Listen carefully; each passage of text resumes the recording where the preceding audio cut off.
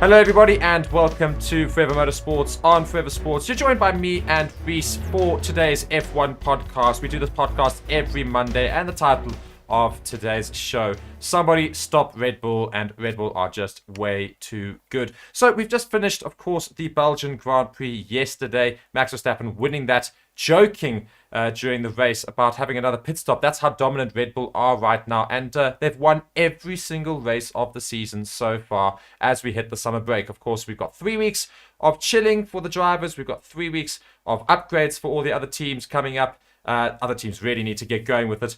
But Red Bull, I think, are just relaxed, chilling, and Reese, unbelievable how good they've been. Yes, I mean, Belgium was just yet again another masterclass for Red Bull and Max Verstappen. Verstappen starting in P6, he made his way through the grid quite carefully through those laps. I predicted that he would make it to P1 by lap 8. I was wrong by 1 lap. He made it through the field by lap 9 and got up to first. And then by the end of the race, he had a 20-second, if not 21-second gap on his teammates. So just once again, utter dominance from Verstappen and Red Bull. I know, and we've got a whole lot of viewers joining us now, so welcome guys to the stream. Be sure to like the video right now whilst you guys are joining us, and yeah, I mean, Red Bull have been unbelievable this first half of the season. Max Verstappen winning every single race except for 2 of them, which his teammate Sergio Perez, of course, won. Yeah, Red Bull are just taking points for fun this season. So Mercedes, McLaren, Aston Martin, Red Bull, those are the sort of Ferrari, those are the teams we're sort of looking at who can possibly challenge for the rest of the season. Do you think any of them can challenge? Well, if they can, it's going to be difficult, and I still don't think they're going to be able to challenge around every single circuit. Red Bull are just so dominant, as you say, and I don't really know if people are going to be able to close that gap to them. It's still looking like a 30-second gap to Max Verstappen at this point, because he put a 20-second gap on his teammate, and his teammates had about a 10 to 14-second gap to the rest of the field. So he's just, yeah, they're both just looking so strong. And yeah, I think if anyone's going to be able to challenge them, it will be the McLarens. Yeah, I think that's certainly a good shout there. But let's go just straight to one of the teams there, Mercedes and Toto Wolff. Now, Mercedes yesterday, they, of course, didn't have a great Grand Prix for themselves. George Russell, Lewis Hamilton, not finishing as high up as they would want to normally. But yeah, basically the main factor, apparently, said Wolff, for yesterday and the race, and the reason why they were not looking as quick as they possibly could have. And he's quoted here saying the main limiting factor today, that being, of course, yesterday's Grand Prix, and yesterday was the bouncing. The car is just bouncing literally every straight. Even Blanchiment was a corner that Lewis had to lift, which was an easy, flat, normal. You're bouncing on the straight, you overheat the tires on the braking, so that is a vicious cycle. It was the main limiting factor this weekend, and it's frustrating to check out for the holidays like this. Yes, they've got a bit of homework to do over these next 3 weeks. They'll be wanting to try and sort those issues out. They'll also be looking at what other teams have been able to do. Certainly looking at what that Red Bull floor is looking like, the McLaren floor as well. That's also been leaked over this race weekend. So, yeah, a lot of work for them to do in these next 3 weeks. And, I mean, Mercedes have you know, since they've got rid of their zero side pod idea, they started making a little bit of a comeback and performing a little bit better. But, I mean, they're still really far off the pace, aren't they? Yes, they still seem to be just ever so slightly out of touch with those, I want to say, the top teams, but that's really just Red Bull, because the rest of the grid is certainly just Ferrari, Mercedes, Aston Martin, and McLaren at this point. McLaren able to find some pace at certain tracks, but yes, Mercedes just not able to find that race pace just yet. Their qualifying pace is certainly getting better, but they still seem to struggle in the race. Yeah, I mean it's exactly that. You know, they struggled during the race. And I think that's a lot of teams. A lot of teams have made serious gains in qualifying. I look at Ferrari, I look at McLaren. They've really closed that gap to Red Bull. Red Bull really fights in the qualifying sessions, but the moment it comes to the race, they just leave everybody in the dust. Yes, they really do. I mean, their race pace is just phenomenal, and it's because they're so easy on their tires. After Saturday's sprint race, we saw a picture comparison of all the different tires from the different teams, and Red Bull's wear was just so minimal compared to the rest of the teams down the grid. It just shows why they're so fast and are able to go so long on a set of tires throughout the race. Now, a lot of people, of course, are saying because Red Bull are just dominating this season so far, that's actually damaging F1, and that so many people are going to stop watching, and it's not good for viewership, etc., etc., and the crowds are just not going to be entertained. But here I've got an article from Racing News 365, and it's titled here, Frederick Vasseur says Verstappen is not damaging F1 in his dominant streak. And I just want to read it a little bit and we'll just discuss as well afterwards. It says Max Verstappen has won the last 8 Grand Prix and is set for a 3rd world title in 2023. The Ferrari boss Frederick Vasseur has denied claims Max Verstappen is damaging Formula 1 despite his red-hot streak of form. The 2-time world champion Verstappen has won 10 of 12 races in the 2023 season, including the last 8 on the trot stretching from Miami to Spa. Of the last 23 races stretching back to 2022 French Grand Prix, Verstappen has won 19 of them. So out of the last 23, 19 races by Verstappen, and has taken 221 points from the last 224 available from when his winning run began in Miami. Verstappen by 22.3 seconds in Belgium, a week after claiming a 33-second victory in Hungary, but Ferrari chief Vasseur believes the onus is on rival squads to simply do better and catch up to Red Bull, as Ferrari, Mercedes, Aston Martin and McLaren all squabble amongst themselves to be second best. I mean, just before we continue with the rest of the article, would you agree with that statement? I completely agree. I mean, no one said Mercedes was ruining Formula One when they had their 7 years of dominance. Red Bull has 2 years of dominance and everyone goes mad. Mercedes were allowed to do it for multiple years and people didn't really care. I mean, of course, myself as a Formula One fan, I remember getting a little bit bored near the end of Lewis Hamilton winning everything. But I mean, it was his time. He was a great in his moments. And that's what we're seeing at the moment with Max Verstappen. It's not necessarily all the way down to the car, because we've seen Sergio Perez hasn't been anywhere near as dominant as Max. And they've got exactly the same car. He's confirmed that in multiple interviews, saying that Red Bull isn't playing him as a second fiddle and giving him a less superior car than Max. It's just, yeah, Max Verstappen is able to stay super, super consistent throughout the season. And that's down to his own abilities as well as a very competitive car. And I mean, we talk about Mercedes being so dominant for so long and not many people talked about it. I think, do you not think the problem was is that by the time Mercedes became dominant, most of the original Formula One fan base had actually basically stopped watching. I mean, I won't deny it myself. I became far less interested in Formula One during those years. And I think most of the Formula One audience had stopped watching by that point. But as a result of Drive to Survive and other things, you know, the Formula One viewership has significantly increased these last few years. The last 3-4 years has significantly increased. And that's maybe why everyone's calling for Red Bull's head at the moment, because, you know, there was definitely a dominant team before in Mercedes, but now people are seeing Red Bull as dominant, but there's a much bigger viewership, so they're all expecting more competition maybe. Well, I think it's also just down to the fact that we do have newer fans, younger fans in Formula One who don't necessarily understand that sometimes you do just get a team that understands the regulations in a different way to everyone else, and just be careful with that word. Absolutely perfect.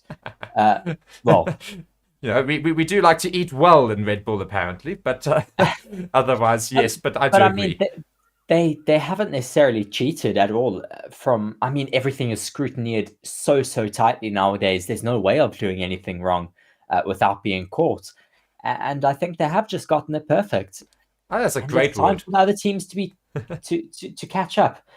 I mean, we work in Formula One on a merit system. It's not based on the fact that, oh, you're not doing well, we're going to help you out a bit and push you up. That's not really how it works. People wanting to have it more of a spec series, that's not the DNA of Formula One. Formula One is a series of motor racing that helps push the boundaries of motorsport, as well as the internal combustion engine. It evolves the motor car as it is.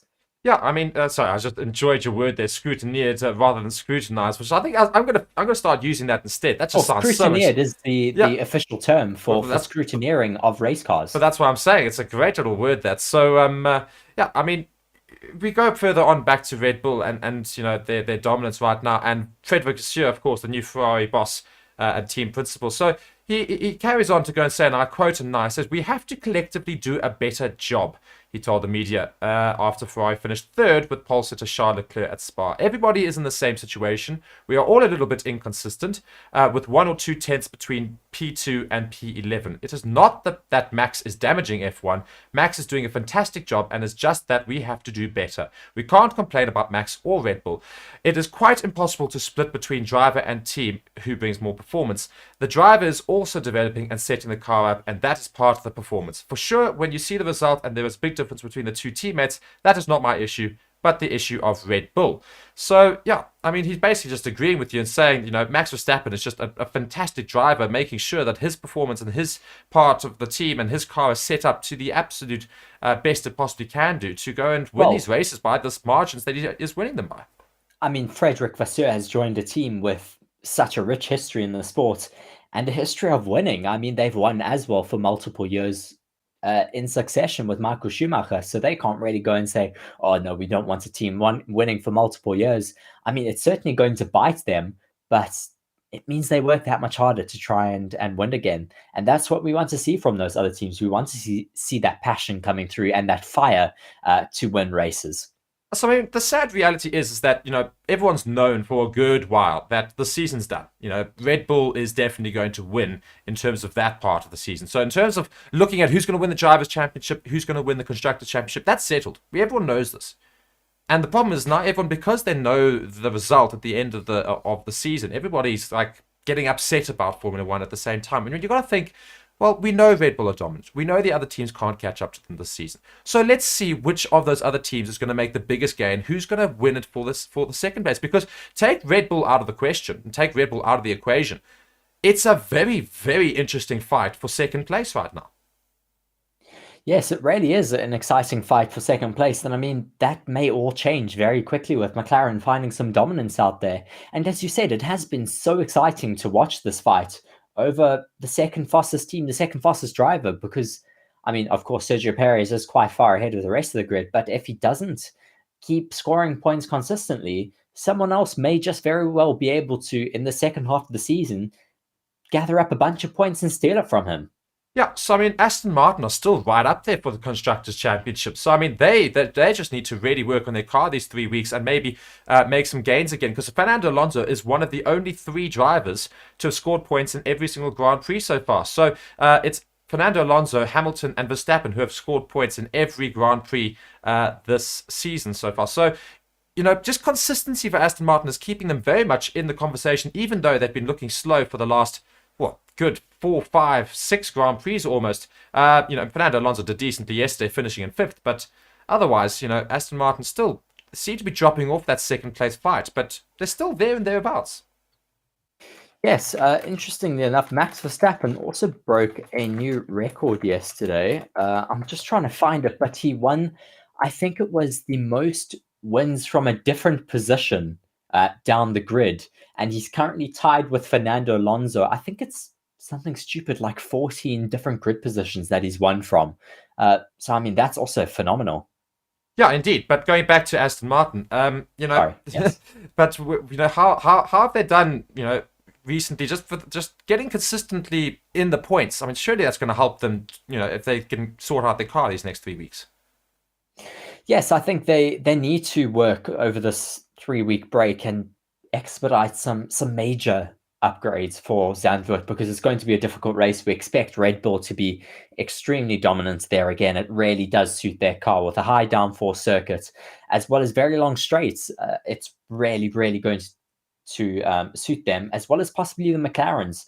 So they really do need to expedite some upgrades and maybe just upset some of the other teams, upset Ferrari, upset Mercedes, maybe be able to challenge McLaren. I don't know if they're going to be able to challenge with Red Bull just yet, but I'd love to eat my words and see them fighting for the top. Yeah, no, it's exactly that. But we've also got a poll currently running in the stream, and I just want to go and reference it a little bit as well. It says, who will make enough improvements to challenge Red Bull after the summer break? So there's no confidence in Ferrari. But that's the interesting thing that I'm looking at is Mercedes, McLaren, Aston Martin, and Ferrari. All of the teams put up there, and McLaren's got majority of the votes right now. Mercedes with 31%, Aston Martin with 15%, Ferrari. Not a single person has said that Ferrari could make enough upgrades to challenge the Red Bull. So even though Ferrari finished in third place yesterday, the quickest of the rest in the Belgian Grand Prix, because 1 and 2 was taken by Red Bull, nobody seems to back them. No, I mean, I think everyone's really lost confidence with Ferrari over these last few months since last year, where they pretty much threw away a title challenge halfway through the year. At this point, pretty much last year, they threw away the challenge because they just couldn't keep consistent. They couldn't keep on the pressure. And I was really hoping with some new leadership at the team, they'd be able to fight again. But yeah, they've been disappointing again. Maybe Frederick Vasseur just needs a little bit more time to get comfortable in the team, get the reins back over all those mechanics in Italy. I'm sure it can't be easy just getting into that team and trying to make a difference, because it's Ferrari. It's a legendary team. They won't be wanting to make changes all that easily. But either way, they need to start making changes, and they need to start making changes quickly, And because they're yeah. losing a lot of people. Indeed, and as we're talking about that, I do see somebody jokingly went and voted for Ferrari in that poll just to try and get a little bit of their hopes up. So I appreciate that vote there. So let's go to more recent news, of course, and that was yesterday's Belgian Grand Prix. And let's just talk about the Grand Prix weekend. And we've got the winners and the losers, and this is from the F1 side chat. And let's just also discuss it and just go over it with the chat as well. Feel free to ask us questions in the chat as well. We are very happy to go and answer them as they come in. So, of course, the big winner of the day was Max Verstappen in that Red Bull car. You know, he's just gone on and won an 8th successive race by 22.3 seconds. I mean, unbelievable there. And he's got 10 wins under his belt in 2023 already. I mean, insane at this point. Yes, it is relatively incredible at this point. I mean, another great day for Red Bull, getting a double podium with Max on P1, Checo on P2. It's what they've been needing for a little while. But yeah, good to have them having a double podium again. A loser, though, at that team, though, Mark. Who was a loser at Red Bull? At Because Red there Bull? definitely was one. Yes, there was one. Can you think of it? No. It got knocked over by Oh, yes, there was a trophy knocked again. again, yes, not Yes. by Lando Norris this time, No, no. but there was another trophy knocked over. I think it may have actually been the winner's trophy that was knocked over. Indeed. Yeah, so Red Bull really struggling to keep their trophies free I of mean, damage and otherwise any hazardous events. So, you know, a nice problem to have, I suppose. Um, yes, but yes, difficult issue to have that, and having to build more cabinets back at home base for all of the new trophies, which is indeed. another issue they've been having. Now, another loser that we can talk about is George Russell yesterday, and I just want to read you a little bit. And it says, George Russell told me, this being the reporter, that the race was going to be, that he was glad this weekend is over. Enduring a rubbish on-track experience at Spa as he struggled to eke out the performance and get on terms with teammate Lewis Hamilton. He battled his way into the top 8 in the sprint to scrape a point, but a good start in the Grand Prix was negated when he got boxed in by the ailing McLaren of Oscar Piastri. Yes, he salvaged 6th for the second consecutive weekend, but this is far below his lofty expectations. And yeah, where would you say? Would you also agree with that? Would you say it was a bit of a disappointing weekend for him? Yeah, it wasn't necessarily what we would want from George Russell. He's shown some good pace. I think he's really struggling with this upgraded Mercedes. He's really not clicking with the side pods. He seemed to be a lot more comfortable with the zero side pod design compared to his teammate, at least. And yeah, just not really finding his feet as quickly as his teammate now in these B spec cars. Hopefully, he does just spend a bit of time in the simulator over the summer break and get a little bit more comfortable. And it goes and says here a winner was Lewis Hamilton finishing in 4th position. Now, I'm actually somewhat disagreeable with that because I feel Mercedes shouldn't have lost out to Ferrari this weekend. I think they should have backed themselves to have got onto the podium as they have been doing relatively well recently. So Lewis Hamilton finishing in 4th was not necessarily the best result for him. I mean, look, it's a good result for him in Mercedes, but I think they could have got a little bit higher. I think it was their true pace reflection today that they were, well, yesterday that they were in 4th. I mean, the Red Bulls were the fastest, then it was the Ferrari of Charles Leclerc. Carlos Sainz, he's not in my good books at the moment. He can get in the bin. And yeah, Lewis Hamilton seemed to be true pace in 4th. I was quite happy with him. Okay, I might need to so elaborate on the you're fact gonna that I'm you're up gonna there with be Carlos Sainz. no, so you're gonna agree and say, you know what, Hamilton was a winner yesterday. Okay, so we'll say Hamilton was a winner. George Russell was a loser indeed, and then big losers there goes to Haas as well. Uh, Haas yesterday, Nico Hulkenberg started the sprint from P20 and the main event from the pit lane, and Kevin Magnussen wasn't much further ahead, and neither of them were nowhere near challenging for points yesterday as well. So Haas just continuing what has been a relatively, I'd say disaster season. They've had every now and then sparks of form, or Hulkenberg, scaring us all and getting right near the top there with qualifying and stuff in a couple of races. But all in all, it's been a rather terrible season for them. Yes, they had a little bit of pace in the beginning of the season, but have just really fallen back. I'm quite surprised that Nico Hulkenberg didn't have all that great of a weekend, because he's seemingly found a lot more pace than his teammate. And this weekend it's been the opposite. Magnussen has done better than him. So it's been very tricky for them. Not necessarily only the driver's fault, though, because the team made just the biggest blunders during sprint qualifying. What were they doing? Yeah, I have no idea what they did during sprint qualifying. It was shocking what they did with Nico Hulkenberg, but anyway, they can't rule on that decision too much. So definitely loses the Haas team there. And a winner, and I certainly was quite happy to see Ferrari finally back on the podium. It's been a long time coming. But Charles Leclerc managed to get onto the podium yesterday for Ferrari. His teammate, of course, did not finish as a result of that coming together with Oscar Piastri into turn one. But yeah, he went and secured his 20th career pole position. That was, of course, for the race, but as a result Gifted of by Max Verstappen's penalty. Gearbox penalty. But he did go and relatively well. He, of course, got taken by Perez very early on in the very first lap, and later on by Max Verstappen as well. But he didn't really lose pace. Otherwise, was very well ahead of Hamilton in that Ferrari of his. Yes, he had a good race. I think it was a bit lonely for him not being able to get too close to the Red Bulls, and then being, I think, a bit ahead of Lewis Hamilton for the majority of the race. So it was quiet, but rather have a quiet race than losing your position and finishing fourth off of the podium.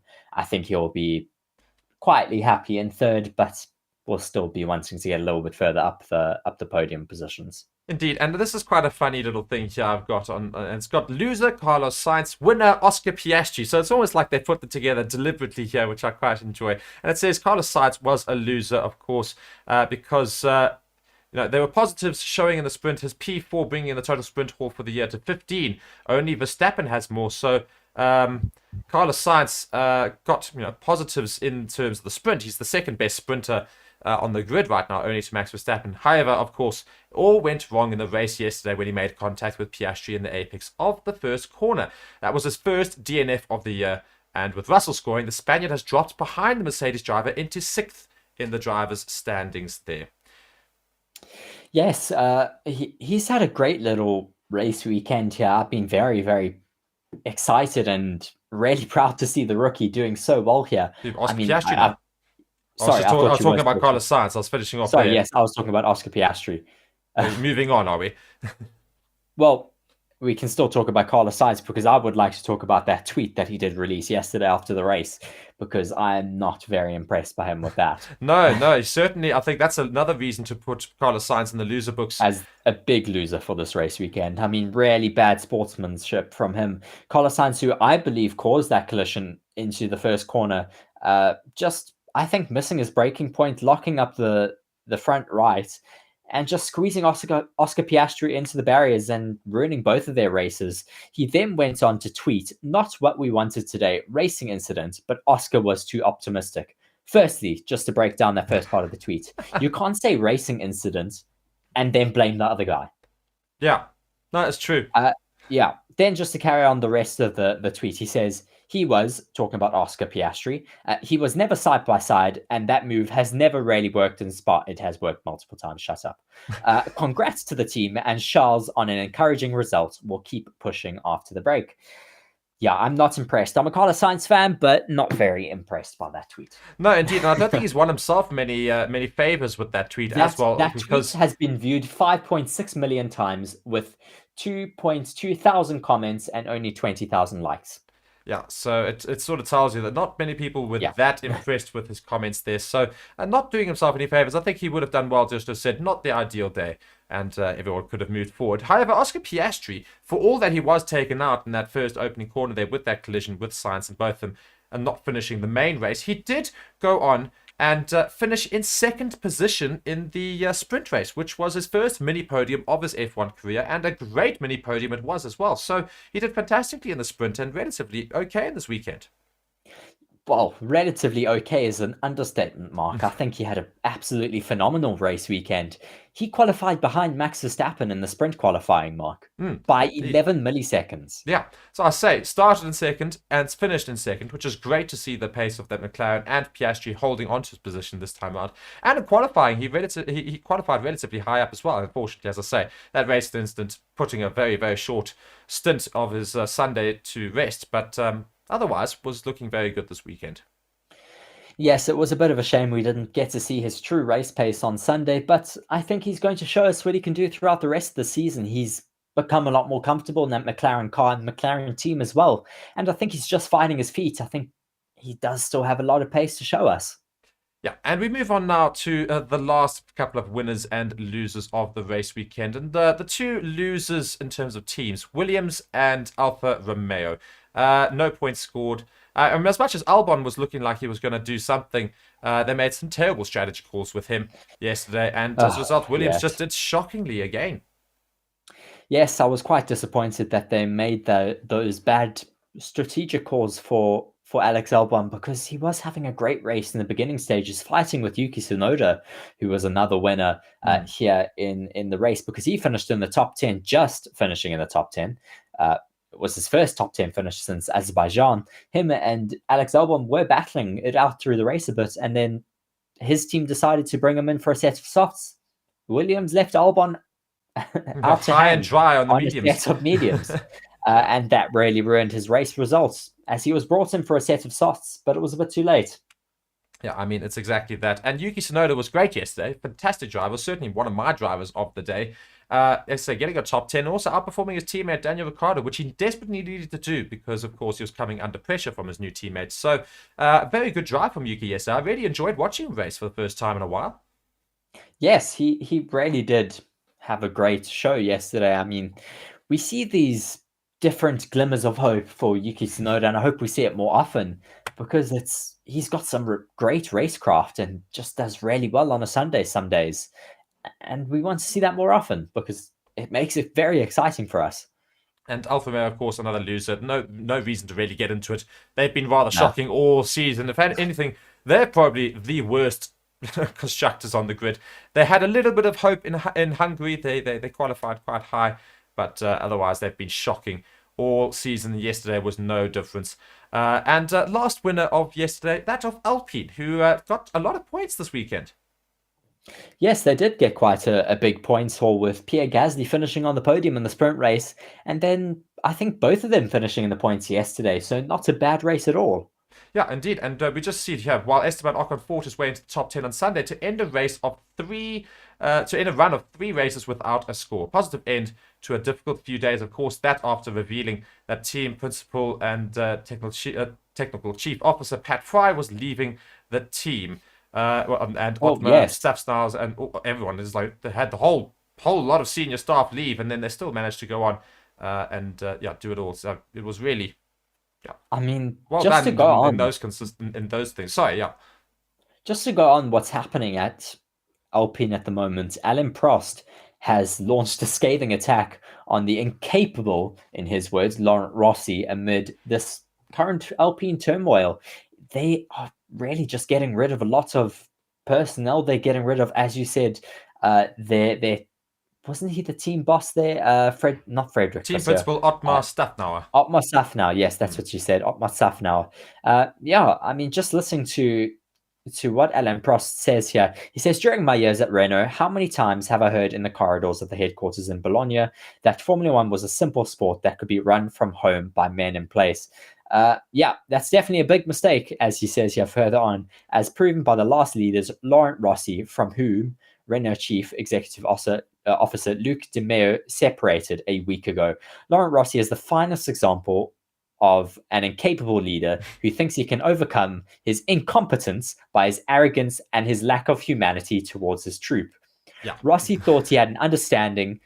Rossi thought he understood everything from the start when he was totally mistaken. Some very, very scathing words there from Alan Prost, who never really holds back when he has an issue with someone, especially in the media. He doesn't hold back. No, not at all. And he didn't hold back there at all. And I somewhat agree with his comments. You can't just chop change and, sit back, relax, and hopefully change the show and hope that your team does better as a result. You've got to put a proper, firm plan in place. And that's just not seemingly happening at Alpine. But they've got this break, as do all the other teams, to try and make some serious improvements, some serious tactical changes, strategy calls, and otherwise preparing for the latter end of the season as we get going in Zandvoort at the end of August. So we've got a 3-week break that we're going into now, Reese. I mean, what are we going to expect as we come back in Zandvoort? Do you think anybody's going to make some drastic improvements, or is it just going to be the same old, same old?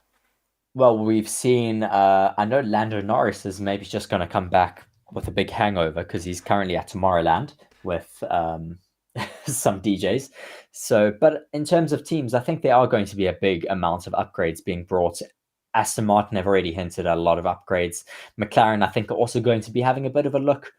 Red Bull, I don't necessarily think they're going to bring too many upgrades throughout the rest of the season. They've pretty much finished their upgrade program for the entire year. They're 30 seconds ahead of everyone. They don't need to bring anything else. Indeed. Maybe Mercedes as well should bring some bigger upgrades, and Ferrari, of course, need to bring something to start challenging. Indeed. And guys, thank you so much for watching this F1 podcast this week. It is the first one of the break, a 3-week break. We will come every Monday with this podcast and we'll bring you news as we see it. It is silly season. Some things could happen and we'll let you know exactly what happens when it does happen, if it should. Otherwise, guys, do enjoy the break. We'll be back with our live streams for the Grand Prix, of course, when it starts in Zandvoort at the end of August. But otherwise, thank you so much for watching. Reese, do you have any final comments before we do head on out? No, just subscribe to Forever Motorsports. There's going to be a lot of content being put up through this summer break. So please do keep your eyes peeled on that and subscribe to get notifications when we do upload. Indeed. Guys, thank you so much for watching. You've been joined by Reese and myself, Mark. Be sure to subscribe to this channel and Forever Motorsports, as Reese says. Like the videos and turn on notifications for the future. And let us know in the comments what you think of the show. And otherwise, let us know your thoughts about F1 at the moment. Until next time, guys. Thank you so much for watching. Cheerio.